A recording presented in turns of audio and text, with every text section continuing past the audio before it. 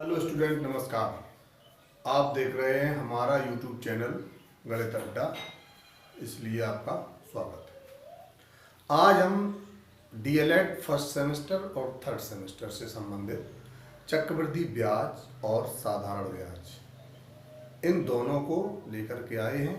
उनसे संबंधित कॉन्सेप्ट और उनसे संबंधित प्रश्नों को आज हम हल कराने वाले हैं।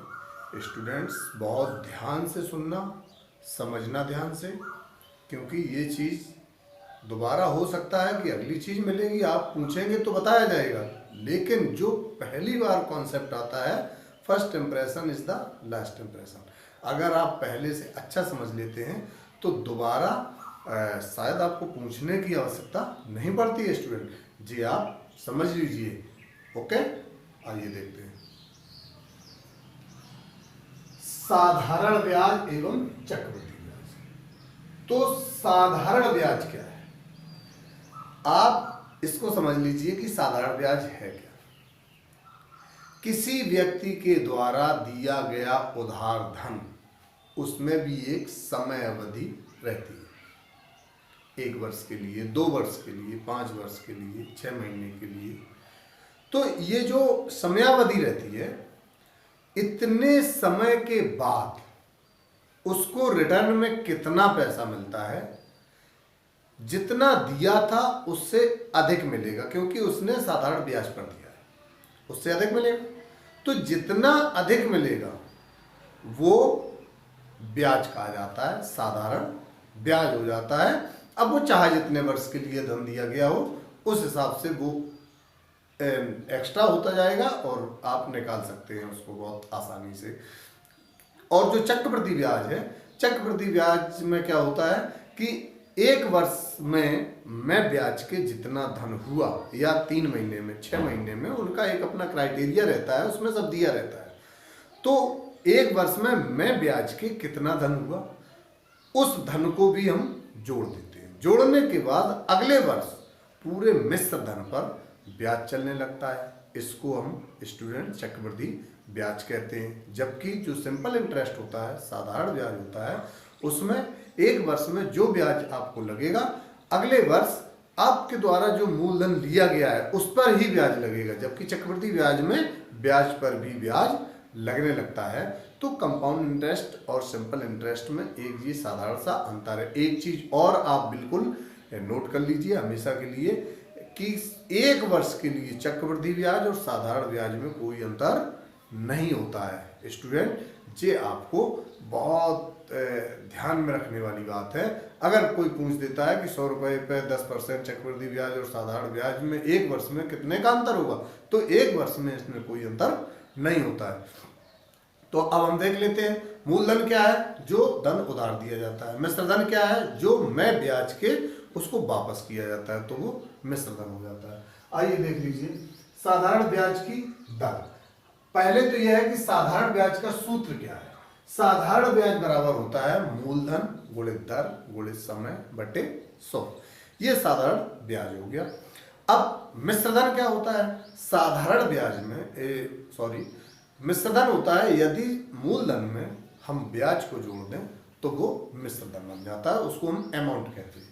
अब देखिए, अगर हमें इसी से ब्याज की दर ज्ञात करनी है तो देखिए यहां पे दर लिखा हुआ है, आपको सिंपल सी चीज है, ये 100 यहां गुणा हो जाएगा और मूलधन और समय का भाग लग जाएगा, तो इससे हम दर ज्ञात कर पाएंगे। अगर हमें समय ज्ञात करना है तो 100 का यहाँ गुणा हो जाएगा, मूलधन दर का आपका भाग लग जाएगा। और अगर हम मूलधन ज्ञात करना है तो हमें क्या होगा, साधारण ब्याज में 100 का गुणा हो जाएगा, दर और जो समय का गुणा है इसका भाग लग जाएगा। तो आप देख सकते हैं ब्याज की दर निकालनी है तो साधारण ब्याज गुणित 100 बटे मूलधन गुणित समय। अगर आपको समय निकालना है तो ब्याज गुणित 100 बटे मूलधन गुणित दर। यदि मूलधन ज्ञात करना है तो साधारण ब्याज गुणित 100 बटे दर गुणित समय। मिश्रधन ज्ञात करना है तो मूलधन में ब्याज को हम जोड़ देते हैं। तो इस प्रकार से हमारा मिश्रधन निकल आता है। अब हम देखते हैं कि कंपाउंड इंटरेस्ट क्या है। चक्रवृद्धि ब्याज बराबर होता है, चक्रवृद्धि ब्याज बराबर मूलधन और पोस्ट में 1 + r/100 पावर n - 1। ये होता कैसे, इसको आप समझ सकते हैं। चक्रवृद्धि ब्याज बराबर हम कैसे निकालते हैं। पहले तो ये होता है कि चक्रवृद्धि जो ब्याज होता है, ब्याज में मूलधन जोड़ दिया जाता है या जुड़ जाता है, तो फिर वो मिश्रधन बन जाता है, और मिश्रधन से जब मूलधन घटा देते हैं तो वो ब्याज निकल आता है। तो चक्रवृद्धि ब्याज का मतलब ये है, ये जो निकलता है चक्रवृद्धि मिश्रधन। चक्र वृद्धि मिश्रधन बराबर क्या होता है, मूलधन 1 plus R power r/100 power n, या हम इसको हम पावर n टोटल हिंदी में कर लो, ठीक है। आप तो सब समझदार हैं, हम इतना तो जानते हैं कि आप जो हमारे स्टूडेंट्स हैं बहुत समझदार हैं। तो अब आप देखेंगे कि ये आपका मिश्रधन निकला। अब इसी से अगर हम मूलधन घटा देते हैं तो क्या निकलता है, चक्रवृद्धि ब्याज। जो चक्रवृद्धि ब्याज है वो क्या हो जाएगा, मूलधन 1 प्लस r/100 पावर n और माइनस का मूलधन। तो क्या आ जाएगा, यहाँ पे मूलधन हम कॉमन ले लेंगे, यहाँ क्या बचेगा 1 प्लस r/100 पावर n और माइनस 1। वही चीज ये लिखी हुई है। अब आपको ठीक से समझ में आ गया होगा, क्योंकि ये -1 कहाँ से आया, इसको हम ऐसे निकाल लेते हैं। अब देखिए इसमें क्या है कि ये हम चक्रवृद्धि ब्याज आर किसको कहते हैं, जो उसका रेट होता है, जो उसकी दर होती है। दर क्या है, 100 रुपए पर इतने रुपए अलग से आप पे लगेंगे। यानी अगर आपने 100 रुपए धन उधार लिया है, वो उस पर अगर मान लीजिए कि उसने 5 रुपए आपसे ज्यादा लिया है ब्याज के रूप में, तो दर कितनी हो गई, 5%, यानी 100 रुपए पर 5 रुपए। तो इसी तरीके से अगर 1000 रुपये आ जाता है तो 10 गुणा यहाँ हुआ तो 10 गुणा वहाँ हो जाएगा। तो इस तरीके से हमारी दर निकलती है, उसको हम दर कहते हैं। ये क्या है, एन क्या है, समय है, नंबर ऑफ जो ईयर होते हैं उसका समय है। अब समय कितना है, 3 वर्ष 4 वर्ष 5 वर्ष, तो वो उसकी घात लग जाती है। अब बाकी ये 100 है, 100 इसलिए होता है कि वो प्रति 100 रुपये के हिसाब से गणना करते हैं। तो आइए, हमने चक्रवृद्धि ब्याज और साधारण ब्याज इन दोनों को हमने बहुत ध्यान से पढ़ा। अब इनसे संबंधित हम कुछ प्रश्न लेके आ रहे हैं, अभी देखते हैं किताब, उस हिसाब से फिर हम प्रश्नों को आपको हल करवाते हैं। देख लीजिए। तो स्टूडेंट जी, आपको सब समझ में आया होगा। हम ये चाहते हैं कि कोई भी चीज ऐसी न रह जाए जो आपको समझ ना आए। हम समझाने के लिए हैं और आप लोग समझने के लिए हैं। तो अब देखते हैं, एक प्रश्न दिया गया है संबंधित, हम देखते हैं ऐसा प्रश्न हो जिसमें आपको भी लगे कि हाँ प्रश्न ठीक है। इन्होंने कहा है कि कितने समय में, एक प्रॉब्लम दी हुई है, प्रॉब्लम है कितने समय में, कितने समय में 4% वार्षिक ब्याज की दर से, 4% वार्षिक ब्याज की दर से 6000 रुपए का ब्याज 60 रुपए हो जाएगा। 600 रुपए का ब्याज 60 रुपए हो जाएगा। ये पूछा है, क्या पूछा गया है आपसे, समय। तो n बराबर क्वेश्चन मार्क, क्या दिया है, r बराबर दिया है 4%, p बराबर दिया है 600 रुपए, और साधारण ब्याज का प्रश्न है, कोई इन्होंने इसमें बाउंड नहीं किया है। तो साधारण ब्याज का है, तो जो कंपाउंड सिंपल इंटरेस्ट है, सिंपल इंटरेस्ट हो जाएगा 60 रुपए। अब हम लोग जानते हैं सूत्र, सूत्र तो हमें सब पहले से पता होता है, क्या होता है, साधारण ब्याज बराबर मूलधन गुणे दर गुणे समय बटे 100। इसमें हमारे पास क्या नहीं है और क्या है, ये यहाँ पर समझ नहीं आ रहा होगा, तो हम दोबारा से इसको समझा देते हैं।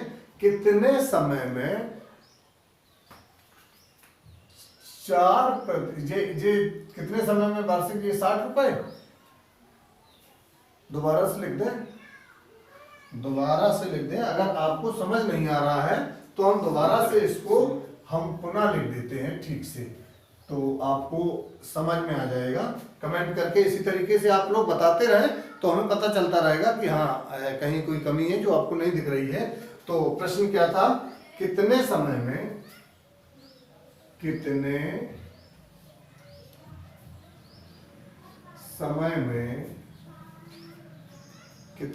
में 4% वार्षिक ब्याज की दर से 4% वार्षिक ब्याज की दर से 600 रुपए का साधारण ब्याज 60 रुपए होगा।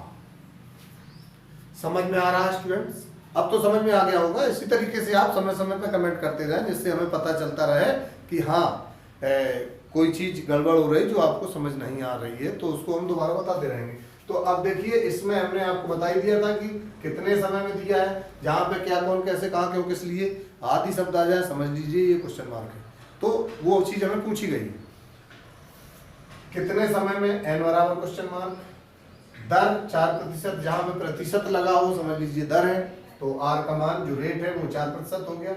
जे मूलधन है, मूलधन 600 रुपए हो गया, और जो सिंपल इंटरेस्ट है साधारण ब्याज वो 60 रुपए हो गया। अब सूत्र ये है, इसमें वो सारी चीजें यहाँ पे हम सब्स्टिट्यूट कर देते हैं जो जो चीजें हमें दी गई हैं, क्योंकि गणित का एक सूत्र होता है, ज्ञात से अज्ञात की हो। जो चीज हमें ज्ञात है उसको लेके चलना है, जो नहीं ज्ञात है उसको हमें ज्ञात करना है। तो अब देख लीजिए, हम इसको सब्स्टिट्यूट कर देते हैं। ये आ जाएगा आपका 60 रुपए साधारण ब्याज, मूलधन 600 रुपए है, दर 4% है, और यहाँ पे समय है, देखो कितनी देर हो गई सॉरी में, मूलधन गुणे दर गुणे समय बटे 100। इसको आप सब समझदार हैं, ऐसी तो त्रुटियां होती रहती हैं, लेकिन फिर भी देखें 600 गुणे 4 और गुणे समय का पता नहीं है, हमने समय को n मान लिया है, और बटे 100। अब क्रॉस मल्टीप्लिकेशन कर लेते हैं। ऐसी स्थिति में क्या होता है, जब बराबर के दोनों साइड में चीजें हों और भिन्नात्मक रूप में हो, अंश और हर में हो, तो इस तरफ वाला अंश उसके हर में गुणा हो जाता है, इस तरफ वाले अंश का उस तरफ वाले हर में गुणा हो जाता है। तो अब हम देखते हैं क्या हो जाएगा, 600 गुणे 4 गुणे n बराबर 60 गुणे 100, n बराबर 60 गुणे 100 बटे 600 गुणे 4। अब ये 6 बार कट गया, 6 से ये 10 बार कट गए, तो n बराबर 10 बटे 4 या 5 बटे 2 वर्ष। इसको हम ढाई वर्ष भी बोल सकते हैं, आपको जो अच्छा लगे उस हिसाब से आप कर लेंगे। एक चक्रवृद्धि मिश्रधन का और हम सवाल आपको बताने जा रहे हैं, जिससे चक्रवृद्धि ब्याज हल करना भी आप समझ सकते हैं कि कैसे आसानी से करा जाएगा। देखिए स्टूडेंट, चक्रवृद्धि ब्याज के लिए एक नगर की जनसंख्या, इसमें प्रॉब्लम नंबर 6 दी हुई है बुक में, और आप एक नगर की जनसंख्या 31 दिसंबर, एक नगर की जनसंख्या 31 दिसंबर 1998 को कितनी है, 1 लाख थी। कितनी है, 1 लाख। ये आप जान लीजिए कि 1 लाख में 1 के बाद 5 जीरो होता है। आप डीएलएड के स्टूडेंट हैं, हम जानते हैं कि आप जानते होंगे, लेकिन बताना हमारा काम है, इसलिए बता रहे हैं। इतनी थी। यदि जनसंख्या में वृद्धि दर 10% हो, यदि दर कितनी हो, 10%। हाँ, एक चीज और समझ लीजिए कि यहाँ पे वृद्धि दर दी हुई है, अगर घाटे की दर दी होगी तो जहां हम प्लस लगाएंगे सूत्र में वहां माइनस हो जाता है। यदि जब अधिक, फायदा, वृद्धि, ज्यादा आदि शब्द ज्यादा है, तो चक्रवृद्धि ब्याज का सूत्र मूलधन पोस्ट में 1 + r/100 पावर n - 1 होगा। और अगर कहीं आपको अवमूल्यन, क्षति, डिफेक्ट, नुकसान आदि शब्द मिल जाते हैं तो वहां पे हमें 1 + r की जगह 1 - r/100 करना होगा। देखते हैं दर 10% हो गई। तो 31 दिसंबर 2011 को, तो 31 दिसंबर 2011 को वहां की जनसंख्या कितनी होगी? समझ गए होंगे आप लोग। 31 दिसंबर 1998 है और यहां पे 31 दिसंबर 2011 है, तो समय कितना हो गया? इसका जो पी रहेगा 1 लाख रहेगा, आर 10% हो गया, और जो समय है जिसको हम एन बोलते हैं, यहां 1998 है और यहां 2011 है, तो 11 2 13 कितना हो जाएगा स्टूडेंट्स? ये 13 वर्ष। अब हमें क्या निकालना है? चक्रवृद्धि मिश्र धन।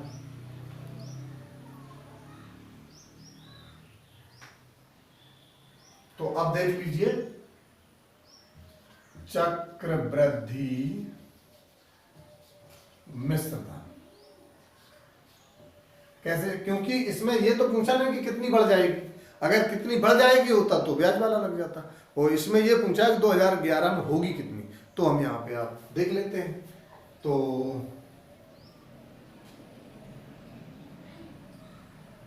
देखिए इसको, P 1 + r/100 power n, P 1 2 3 4 5 1 + 10/100 power में 13। एक चीज इसमें हमें थोड़ा डाउट हो रहा है, इस प्रश्न में हमें डाउट ये हो रहा है कि यहाँ 98 है और यहाँ 2011 है। जब भी चक्रवृद्धि ब्याज वाली बात आएगी तो वहां पे 13 वर्ष का कभी नहीं निकलवाया जाएगा आपसे स्टूडेंट्स, इस चीज को आप समझ लीजिए। तो जो हमारा दृष्टिकोण है, हमारे दृष्टिकोण के हिसाब से तो ये अगर इतना ही है तो इसको आप समझ सकते हैं कि ये इतना हो जाएगा 10 + 1/10 पावर 13, तो 1 2 3 4 5, और ऊपर हो जाएगा 11 पे घात 13 और 10 पे घात 13, तो 1 2 3 4 5, तो 11 पे घात 13/10 पे घात कितनी बच जाएंगी? 8। इसका तो आंसर ये रहेगा, जो आपको प्रश्न दिया गया है उसका आंसर ये आएगा। लेकिन है क्या कि इस प्रश्न में कोई त्रुटि है, और त्रुटि क्या है? या 2011 न करके उसको 2001 बोलना चाहिए।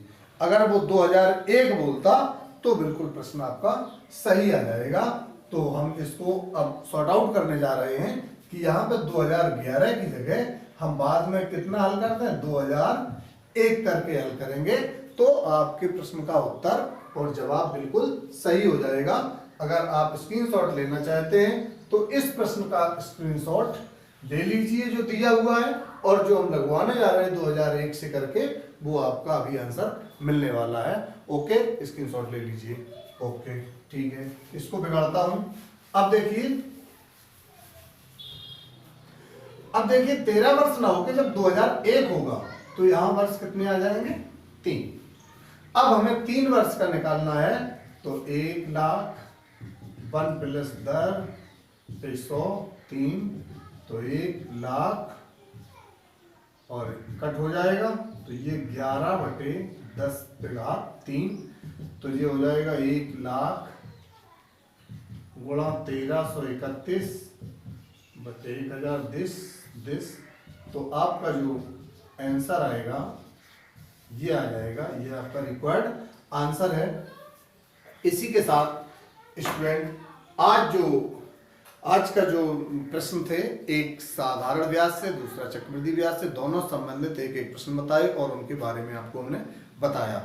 तो आशा करता हूँ कि आपको हमारे द्वारा बनाया गया वीडियो पसंद आया होगा, और अगर आपको पसंद आया है तो उसको लाइक करें, और जब लाइक कर देंगे तो शेयर भी करें, और शेयर भी कर देंगे तो उसको सब्सक्राइब करें, जिससे सब्सक्राइबर की संख्या बढ़े तो उसका हमें लाभ मिले।